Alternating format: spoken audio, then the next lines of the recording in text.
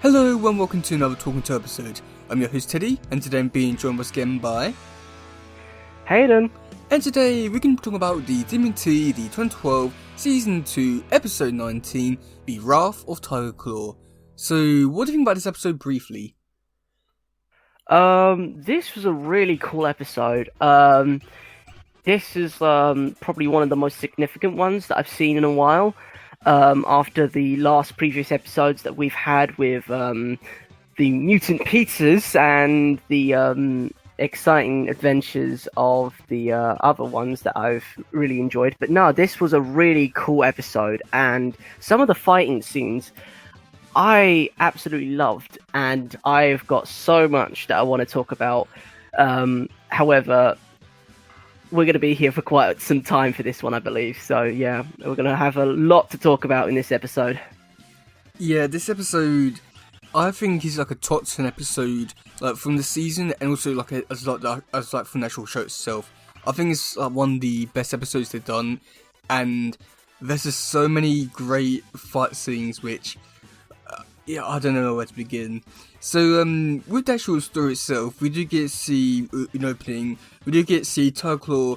He's made a return with a brand new eye patch. What do you think about him with an eye patch?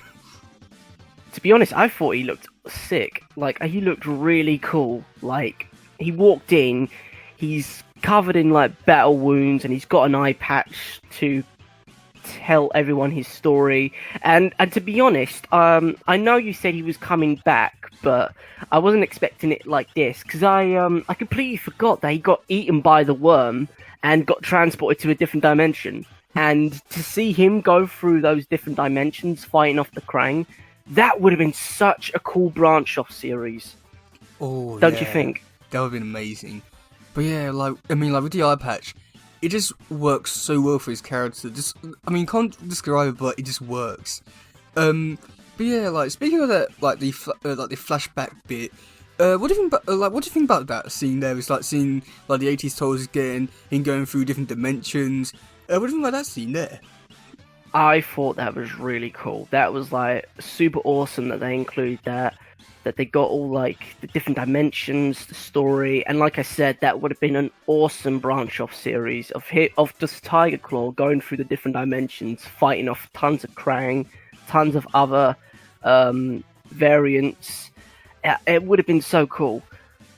Yeah, I think that whole thing has like so much potential just to do like a multiverse of like Tiger Claw versus everyone. I think that could be like a really cool thing. But yeah, I don't know, I've always really enjoyed this one. It's like very short. I do wish there was a little bit more to, because again, I do feel like there's so much possibility with it. But I think with what they did with the Tiger Claw story bit there, it worked well enough. And yeah, so then after that, we do get to see the turtles. They're in Mr. Murakami's shop, and we do get to see them trying to fight over a piece of gyoza before Leo wins. There's not really too much to that scene other than that bit there. So yeah, what do you think about that scene there? To be honest, I thought that was cool to see. Excuse me. I thought it was really cool for bringing back some old characters like Mr. Oh god, I always get his name wrong. Mr. Murakami. Thank you, Mr. Murakami. Yeah, I thought it was really cool to see him again. Haven't seen him in a while. But yeah, I thought it was really cool. And of course, the pizza rolls. I call them pizza rolls because I can't pronounce the name. I'm sorry, but I thought it was really cool just to see him again making all those for the turtles again and just hanging out, really. Yeah, it's been quite a while. I think it's been like over a season since we've seen him, and if I'm not mistaken, I think this might be the last time we do see him in the show. So wait, what?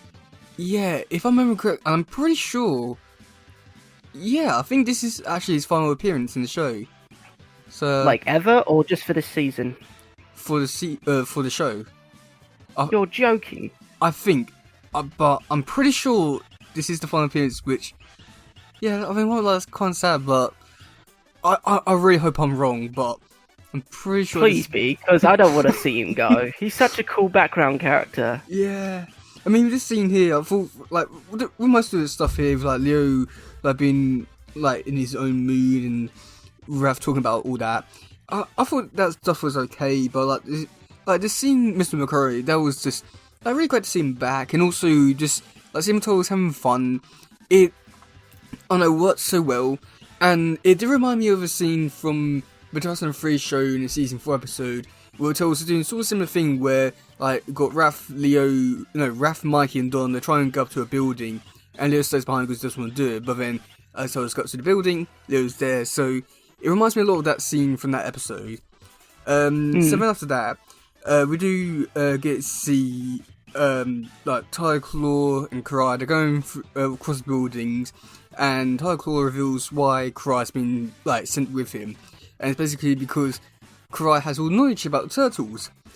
One thing with this is that if Karai has all this information, then why didn't Karai, or no, why didn't Shredder use this information? Like, it really could have, like, benefited him quite a lot. So, yeah. What do you think about that scene there? Yeah, to be honest, it was a bit weird how they haven't found the turtle layer after so long. After Karai knows the turtle's like the back of her hand, and that she's got all this knowledge about their places and their friends, their family. I'm surprised Shredder didn't jump on the bandwagon and just took all that information and could have potentially wiped out the whole turtle situation by now. But somehow it wasn't the case. Maybe Karai just didn't tell him because she had second thoughts, but who knows? It is a bit weird, but it was pretty cool to see, like, Tiger Claw going straight back into things. Like, he wants revenge. Like, he wants to go back. He wants to take out the turtles, and he's going straight for the heart. He wants to, like, take this thing out as quick as possible. He's going after Casey Jones. He's going after April, and even I can't believe they did this. And who would even do this anyways? Like, why would you beat up or why would you attack a blind man? Like, come on. Like, that is just messed up. Like, even Karai said it was messed up. Like, it had no honor. And I was like, absolutely not. Yeah, I mean, I don't know. I feel like with Karai, it makes sense, but also at the same time, I do feel like with her character, I mean, I feel like it could have gone either way with her character, but I do feel like with, like, what Tiger Claw, it worked really well for his character, and I know that, like, it was, like, really bad, but I think it worked well with the scene, but I think that because he is blind, it did make it a lot worse, which, yeah, that, they're sending the wrong kind of message, I would say. But, yeah, then after that, we do get to see Mikey forgets his bag, and runs off, and they find out, oh no, it's Karai and Tiger Claw. But this bit here, I mean, when they was outside, when Mikey was saying, oh yeah, it's on the tip of my tongue, things about to go end as well and all that. One of the things Raph said is the Rat King, but the Rat King's dead. So I'm very confused on why he would mention his name, considering that he's dead, and why would he come back and... what do you think about those scenes? To be honest, it was a very nice foreshadowing, I believe. Like, you knew the situation was going on, and for a sec I thought Mikey had psychic powers. It's like, oh my gosh, does Mikey know what's going on right now? And I thought he was going to have one of those Eureka moments that Mikey has. But nope, he's just more concerned about his belly than actual situation around him. So, but yeah, no, I really did enjoy that, because it was like taking the mick out of a serious situation, but also the fact that they brought back characters such as, like, the Rat King and all of that, and they're prompting his return, I'd say. But I don't know, I thought that was a nice little touch that they added. Yeah. Well, going into the next scene, it is the Casey versus Tiger Claw scene. Oh boy. Yeah, you can begin with this one. Where do I start? To be honest, I wasn't expecting it. I wasn't expecting it to go down like this. Like, Tiger King, like, proper went for him. Like, he Casey Jones got proper messed up. He was just battered and bruised, black and blue, you name it. And Casey Jones tried to hold his own against Tiger Claw, and he did hold up pretty well. But sadly, to yet no avail, he's got his ass handed to him. So, but no, I thought that was pretty cool seeing Tiger Claw and Casey Jones, sorry about that, go up against Tiger Claw. To be honest, I hate to ask, but did Casey Jones go up against Tiger Claw like last time, or was this his first time going up against Tiger Claw? This is the first time seeing him, so yeah. Ah, sorry. For some reason, I thought Tiger Claw and Casey Jones fought before, but clearly my mind is mistaken. But no, I thought it was really cool and really funny as well. Like how Casey Jones toyed with Tiger Claw is like, don't get caught by the weirdo and all that, and the games that he taunted with. And yeah, I thought it was pretty funny. Yeah, I mean, I really enjoyed this fight scene. I've always found this one to be like one of the better ones, and I do think like there's a few things in here with like Casey and how he is for this version that I do think like it could have been better, I'd say, but because it's this version, it works well for like enough, I would say. But the fight scene, I just like how like the extremes like Tiger Claw went. Like first of all, like he was like pretty like very tame in the streets, and then going on to cars, pretty safe stuff, and like pretty enjoyable. But like not much really happening. They go into the building, and they just throws him off a building, like that one extreme to the other. And Casey somehow survives. I found that bit to be unrealistic. But yeah, but I mean, I like how I know, I just love it all. Like, just how much the fight. It's one of these fight scenes which I don't think put into words, but how good it is until you actually see it. Like, yeah, wow. And it's like how extreme like Tiger Claw went to just trying to just kill him. So that was amazing. And then the next thing we do get to see Mikey come up with a good plan, actually trying to find Casey. What do you think about that scene there? To be honest, that was one of Mikey's Eureka moments. Like, he thought, like, oh, let's do this. And it actually worked. And it actually was the smart idea for once. And to be honest, I wasn't expecting it. I wasn't expecting him to say something so technical. I would expect something like that coming from Donnie, because he's the tech guy. But nah, Michelangelo actually said something smart, which is pretty cool. And then, of course, he related it back to his food idea. Like, he likes to track the whereabouts of his pizza deliveries. And so I guess pizza kind of saved that day, Yeah, I mean, I don't know. I think it works well now because it's like quite funny and does fit well within the scene.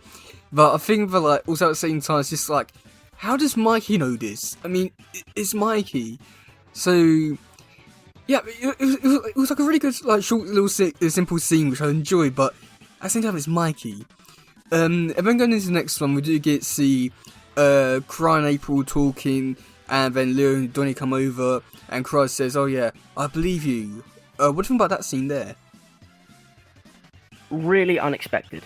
I wasn't expecting to Cry to become so, like...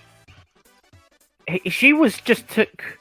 To be honest, I'm still trying to reel the fact that she was so open about it. It's like, okay, I believe you. After we fought, after the whole conversation we had when you got captured. And to be honest, I did have my doubts. I really did.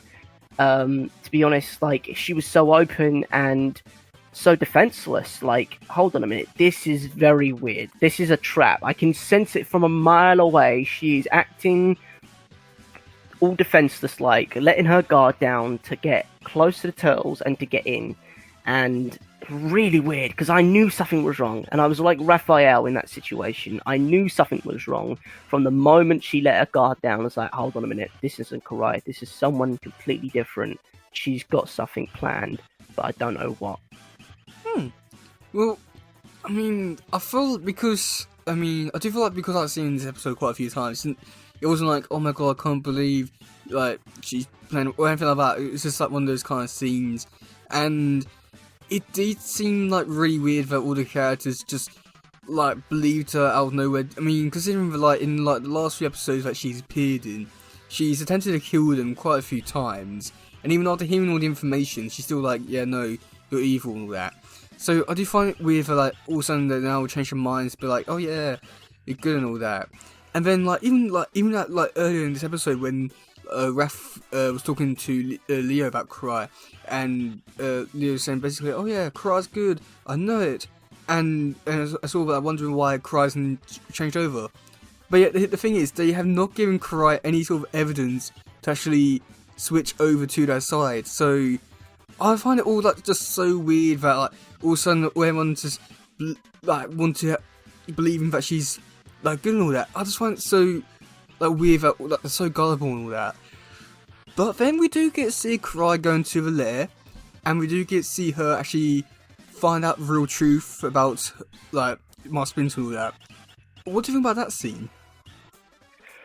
To be honest, when Karai actually saw it with her own eyes, and she clocked onto the fact that, hold on a minute, I've been lied to for the past how many years that she's been around for, under Splinter's control, she was in shock. And to be honest, I was like, okay, finally she gets it. Finally she knows she's been lied to by Shredder. And then, of course, her sense of reason comes back, and it returns. It's like, oh my gosh, what have I done? Like, I've led Tiger Claw, one of the most dangerous assassins, to the Turtle's lair and to kill everyone, including my father. And her sense of shock shows that she is really remorseful, which I found quite interesting because I knew it was a trap from the get-go. I absolutely knew it. But then, of course, when she realised her mistake, she was really remorseful, and she wanted to apologise by leading Tiger Claw away, which I found pretty cool. Yeah, I mean, I've always found these like scene in particular to be like one of the better ones for like the emotional moments for like the show and all that. And I do think that like her seeing it and everything about it, I think it just works so well. But also at the same time, I do feel like there's a part of it that's just like, because you already know all the information around around this whole situation, it does feel like, oh my god, can we just move on? But like, I think there's like enough in here which is just like, yeah, I mean that's sad and that's emotional and all that. So I think it's also just gonna be like one of those kind of scenes which I wish I could have done something different, but at the same time it works well enough. And also with the tracker situation, that is the worst tracker ever. I don't know how Tiger Claw was able to track the turtles, because if you look on the screen, it was like a 4x4 square thing going into like the middle. How was Tiger Claw able to track them? To be honest, I had my doubts. It's like, how are you supposed to track anyone or anything for that matter with that screen and with that device? Like, it's all like just luck at the end of the day, I guess. Like, it's showing you the general location of the device, but it doesn't give you the exact location. Yeah, it was just like so stupid, and it always reminds me of the one from the 2003 show, the one where they was using to track down the Guardian in the season finale, and it was just a dot in front of them, but it wasn't really actually properly tracking it, if it makes sense. So I think that the trackers in the Total Universe are just screwed. So yeah. However, we do have the final battle. Boy. Please begin. Oh my gosh, this was... I somehow, I loved it. I really did enjoy this battle. This battle was, I think, one of my best battles that I've seen in quite a while. Like, I would probably rate it up with, like, the top 10 battles. Because it was in this butchery, in this cold storage, and then, of course, it went to the slaughterhouse, the slaughter floor, where they do all the cutting of the meats and all of that. And then, of course, everything goes dark. The turtles go into full-on battle mode. And then everything goes crazy. Everything goes awry. The saw starts spinning. The lights start flickering. And it's just chaos. And I love it. Like, you had like everything happening all at once, the craziness of the situation. They were trying to use the sword blade to their advantage, trying to like cut Tiger Claw. Everyone's just trying to fight their way through it, and I just really thought it was really cool. Kind of like it was kind of setting off like some horror vibes, but it really did work really well. And I don't know how to describe it as such into words for you guys, the audience, but I thought this was such a cool scene, and that I really love how they used the environment to their advantage to like give this so much more potential of a tense situation and making it something really awesome to watch. Yeah, I mean, oh God, I don't know where to begin with this fight as well. This one's just one of these ones for just. It's almost like that fight scene from season 1, like between like Shredder and Splinter, where it's just so awesome you can't put it into words. But you know, we had to find the words to describe it. So, yeah, I love this fight scene so much. I mean, I love the beginning bit where they're in the meat house bit, and I like how the Turtles actually using the environment to their advantage with all the meats and all that. And I didn't really pick up on this until today, and it's like, oh my god, yeah, wow, they really did use the environment to their advantage. I always thought it was like a cool place to do the fight, but I didn't realise today, like Tiger Claw's sense or smell, you can actually smell turtles. So I thought that's like really creative how to use like the environment around them to actually do some damage, which I thought that was really great and amazing. And yeah, I wish I did a little bit more of this bit here, because I do feel like there was a little bit more they could have done with this bit here.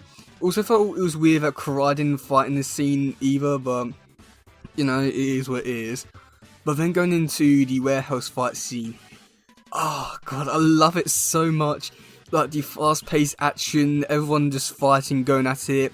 Even like how everyone just wants to like cut Tiger Claw's arm off, which I don't know how else how to get away with that, because like that's a like really serious and deadly thing, and you know, somehow it's on a kids TV show.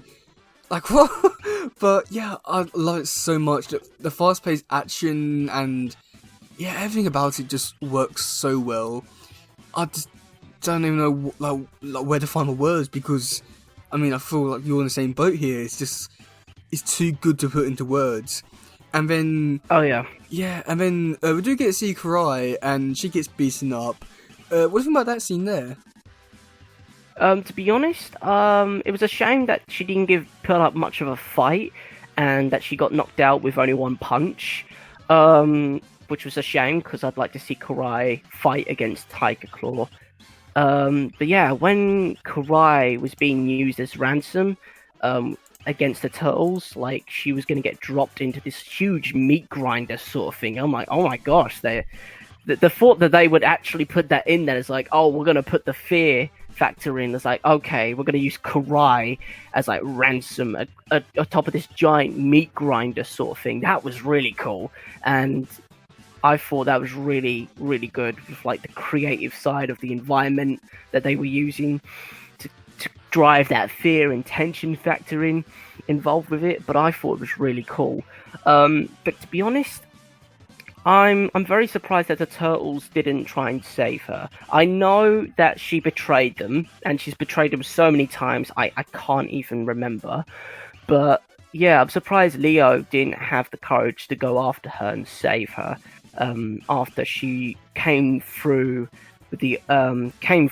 and understood the situation that she was in. But yeah, I thought that was just really cool. And like you said, I'm probably going to go around in circles all the time, because I'm going to use the same words to describe how cool it was, how awesome it was, in my opinion. You know what? I'm going to have to download the English dictionary to find some new words, because the amount of times I keep repeating myself is just unbelievable. Yeah. Like, I seriously got to do that. Yeah, I mean, with this scene here, I did feel like Karai was a little bit weak in this scene. I do feel like she was taken down a bit too easily compared to like other episodes. I mean, just because she was able to go up against the Turtles in other episodes and stuff like that. But yeah, here she was just taken down with like a single throw, which I did find a little bit weird. And I do like how he did use Karai's bait, but also at the same time, I do feel like he wouldn't probably like kill her, just because like everything with Shredder and her loyalty and all that sort of stuff. So I did find it a little bit weird and all that. And then when they left, we do get to see Mikey. And I do find it weird how much badly hurt he is. Considering that he just went flying across the room after getting his chain cut. I did find it so weird how badly he was hurt from that. But yeah, then going into the next scene, which I thought maybe I'm not too sure what you'd think of this scene, but we get to see Karai in Shredder's throne room, and Shredder tells her the truth before Karai gets locked up. What do you think about that scene there? To be honest, I thought that was really weird how they played it out. Like, after so many years, it just shows that Shredder never really loved Karai. Karai is just this irreplaceable object in his eyes, and that once she found out the truth, Shredder didn't give her a story or anything like that, didn't give her a chance to repent for her transactions. He was like, you know what, I ain't dealing with this today, throw her in the dungeon and lock away the key, and that's it. Like, he was ruthless, like completely utterly ruthless. Shredder has no soul, nor a soul for his adopted daughter. Like, he just threw her away like she was nothing. And I found that, like, oh my gosh, like, really weird. It's like, come on, Shredder, she's like, you've raised her. Surely you could change her mind and lie to her again and say, look, this is what actually happened. I'm sorry I didn't tell you the truth. But just to try and fight for her, to get back onto your side. But no, he literally just said, nah, I ain't dealing with this. Throw her in the dungeon. We're not dealing with her anymore. Like, absolute ruthless. Yeah, I mean, I do like how it all played out, especially with all the acting and timing and the pacing with this scene, because we do get to see, like, Cry ask, and then she slowly walks up and then says yes, and I love, like, the pacing. I don't know, something about it just, like, works so well for trying to go for, just really set the mood, and I do feel like that's, like, where the episode should have stopped, because I do think that, like, with Cry going into the dungeon afterwards, I do feel like that bit there was a little bit overkill, and I feel like Karai actually learning information from Shredder. I think that would have been like the perfect place to stop, but unfortunately we didn't. But it did seem like really weird for like Shredder would just like throw away. But also at the same time, I do find it weird for like Karai didn't do anything either. I do feel like she's the kind of character who will like basically find out some information and then will attack the person. So I did find it like just so weird. But also at the same time, she found out the information from like Splinter, and I found it like so weird for like Cry like got two like complete photos compared to Shredder, which only gave like her half a photo, and yet she's still surprised by it all. It just it annoys me for quite a few reasons, just because I feel like Cry would have done a lot of things differently had things been different. I don't know. I feel like she had all the evidence there that she didn't need to ask Shredder. But yeah, what do you think about this episode overall? Yeah, I do agree with you on that. Oh, sorry. Before we jump into the last little bits, I just want to say I do agree with you on that one. Like, she had all the information. Why didn't she escape? But I'm guessing she was just so used to going back to Shredder after all these years, and of course she wanted to connect the dots on her own. And so after Master Splinter said it was true, and then of course she wanted to clarify, I guess, like she wanted to clarify her judgment with Shredder and say, look, tell me the truth, is Master Splinter my real father? And of course I think she was trying to figure out the dots for herself, instead of like, okay, I need to work out this on my own, because this is a lot. To be honest, it was a lot of information to take in for her. Like, after all these years of saying Shredder's your father, and then saying, oh no, he's not your father, Splinter's your father, to be honest, I would probably feel the same. I would probably feel confused, angry, just absolutely stumped on the fact that I've been lied to all this time, and I would probably be in shock as well, and have no idea on what to do in that situation, but to connect the dots by myself on my own accord and try and figure it out from there. Yeah. I mean, I don't know. I mean, just because I feel like because I don't have the like experience, I can't really talk too much about it. But I just feel like there was like ways they could have gone around it a bit differently, because I do feel like everything was there for it to be play out differently. So yeah. But what do you think about this episode overall? Overall, I thought this was a hell of an episode, and it is definitely up in my top 10 list. Like, it's been a while since I said it, but the only reason why I say it's in my top 10 was because of the fight scene with Tiger Claw and the Turtles in the butchery.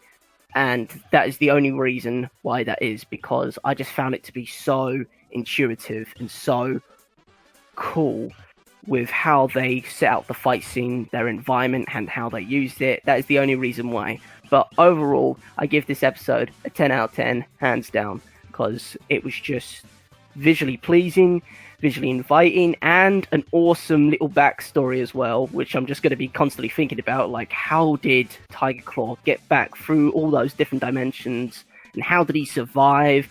Like, the story potential for that is just absolutely endless. Yeah, I mean, I feel like this is probably one of the best episodes from the show, one of the best episodes from the season, and I think like the fights really carried this episode, and like there are a lot of stuff in this episode which I think is really great and really just like you know, pushes the episode forward quite a lot. But I think the episode, like the fights, are like the main thing which everyone talks about for this episode, and also I think it might be like one of the main reasons why people like love Tiger Claw so much, and you know, I can't disagree with them. He is probably one of the best characters, and this episode shows every reason why. But yeah, I think this is definitely a top 10 episode for sure. Like, hands down, top 10 episode from the season and the show. So yeah, do you want to hear some trivia now? Let's hear it.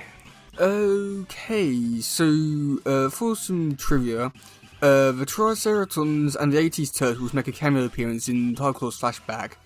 The Triceratons are space dinosaurs. You'll be seeing them very shortly, so you know, don't worry about it too much. While fighting Tiger Claw, Casey Jones calls him Catman Dude.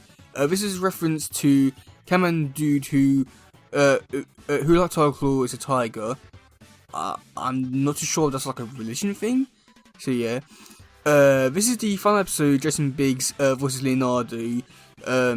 Oh yeah, that's pretty interesting because I think we talked about this last week about Leonardo, about the voice actor of him being fired and all that, and being replaced by Dominic Crachabone. So at least we'll have that person to look forward to, like, looking into next week. So according to Kirby's phone, the date this episode took place was May 19th. Oh, I didn't know that. That's quite cool. Oh. Is that like a significant date or something? No, but I was looking at the next bit of trivia. This episode marks the final appearance of Mr. Murakami. Oh. No! Oh, that's... No! No, god damn it! He was like one of the best characters! Why would you do this to me? Oh, I really want to see like him and Mr. and Ice Cream Kitty team up. I think like those two would have been amazing. Oh my god, you're kidding. Why? Why would they do that? Why don't they bring him back? Like, forever? Like, he's not going to be in the series anymore. No, this is the final time he ever makes an appearance. He never appears ever again. Not even a flashback or anything like that? No. Why? Okay, this has ruined the show for me now. I'm done with this. I mean, I just can't believe how invested we are in one character who's like not in like a few episodes. It's ruined the show, the episode. This just, damn. It's ruined the show for me. I'm done with this. I'm signing off. This is it. I can't do it anymore. Not without him. I don't know what to say, but should we move on to the cast? Yeah, damn. That would have been cool though. Like, even in a flashback, like the Turtles are in like a fighting scene and all hope's lost, and then a flashback of Mr. Mariaki comes in. Like, that would have been cool, right? Yeah, I mean, anything with him would have been amazing. Oh, no. Oh, that's such a shame. Damn it. Well, What? This episode... Oh, damn it. This is going to be my top 10 now, because it's got him in it, and it's like the last we ever see. Damn, this is like really sad now. Oh, god damn it. I can't believe how emotional we are for one character. How did we get here, anyways? Like, how did we get from, like, oh, he's just a really cool, awesome background character, and now he's like, oh my god, I can't go on anymore. Like, how do we get to this stage? Yeah, I mean, when I was looking at these other appearances when I was in the show, he was like one of those characters which I feel like we can both agree, like, we really enjoyed his character, but I didn't really think too much of him. But now, for some reason, we're like, he's like the best character ever, and it's so sad. How did we get here? I don't know. I seriously don't know. Jeez. I mean, I can't tell if this episode is going to be... I can't tell if this episode is great now or this is really depressing. Yeah, damn. Oh, I'm very conflicted on this. I want to love this episode, but after hearing this information, I really want to hate it, but... I don't know what to do anymore. Yeah. I'm confused. Life has no meaning.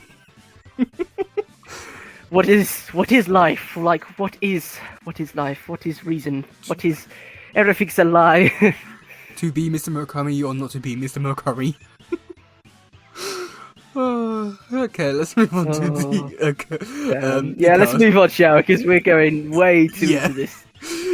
Okay, so April is voiced by Mae Whitman, Casey voiced by Josh Peck, Donatello voiced by Rob Paulson, Karai voiced by Kelly Hu, Lino voiced by Jason Biggs, Michelangelo voiced by Greg Sykes, Raphael voiced by Sean Astin, Tiger Claw voiced by Eric Bowser, Irma voiced by Kate Mercuru, and I said wrong, sorry, Kirby voiced by Keith Silverstein, Shredder voiced by Kevin Michael Richardson, Splinter voiced by Hoon Lee, and Mr. Makaro-san voiced by Sab Shimono for the last time.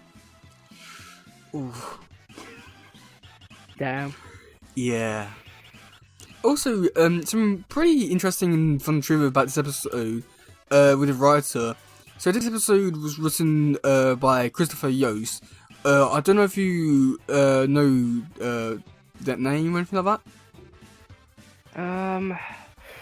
God, it sounds like... I'm not too sure.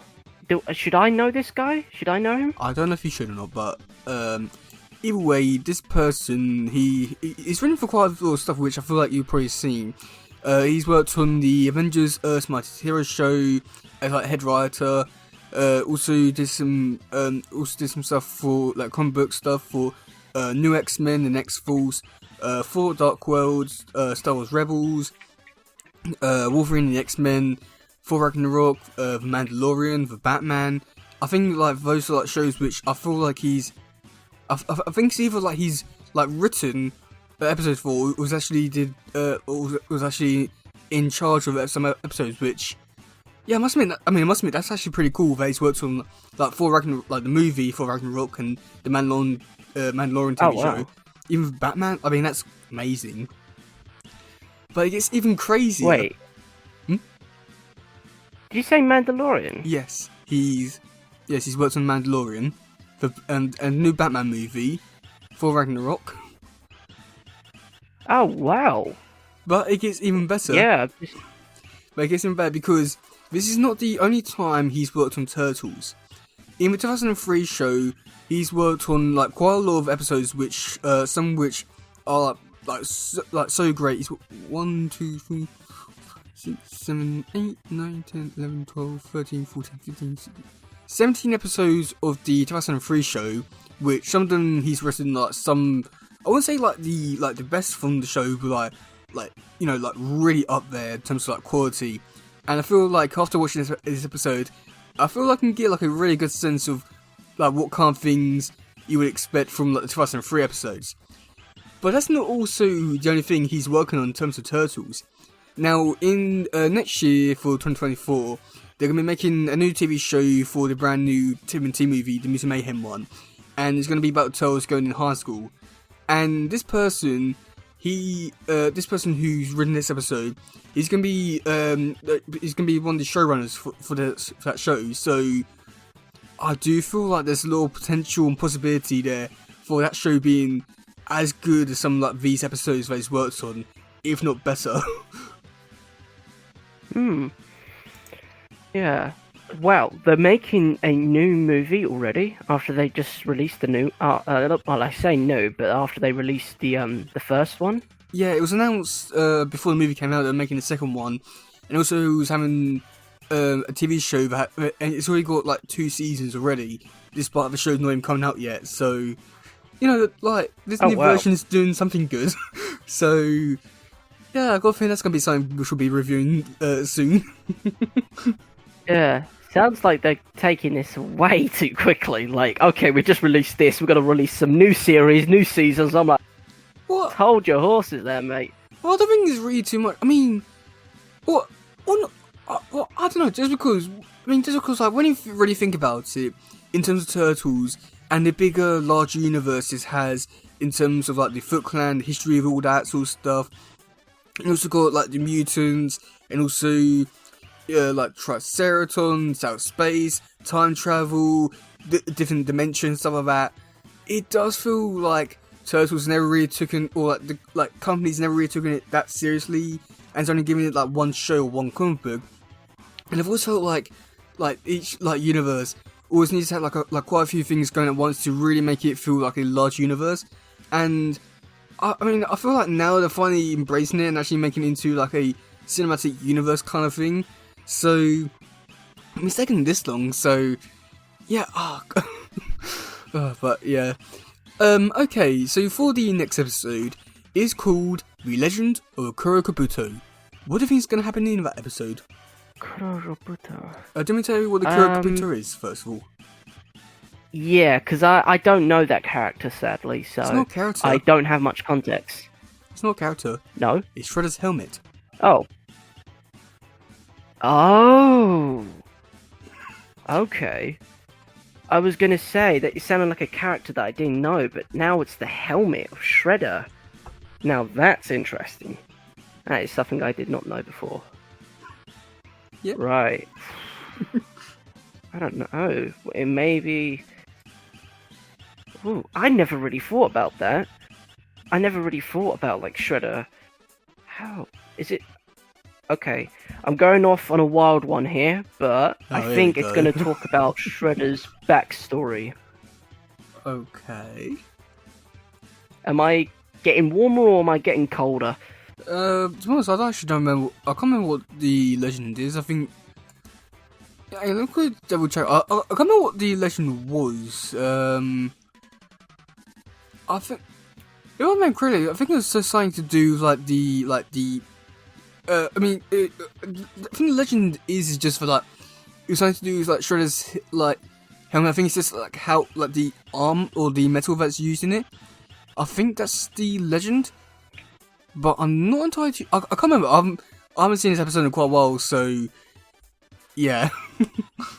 But I think that might be the legend. I'm not too sure, but I guess we'll find out next week.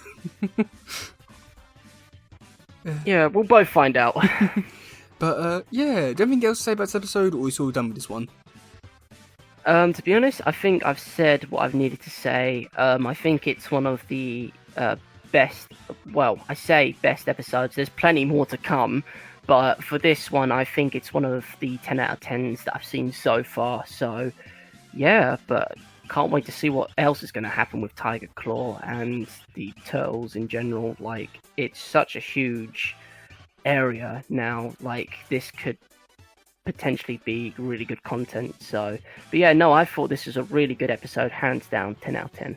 Yeah, I mean, I feel like I'm just gonna keep repeating some of the stuff which I've been saying for the past like hour or so about how good this episode is, and I don't want to keep doing that, but yeah, this episode is definitely one of the best episodes they've ever done, and I feel like with like this whole, I wish I'd do more stuff like this episode to really like take this like show into the next level, but unfortunately, I don't. But either way, it is what it is.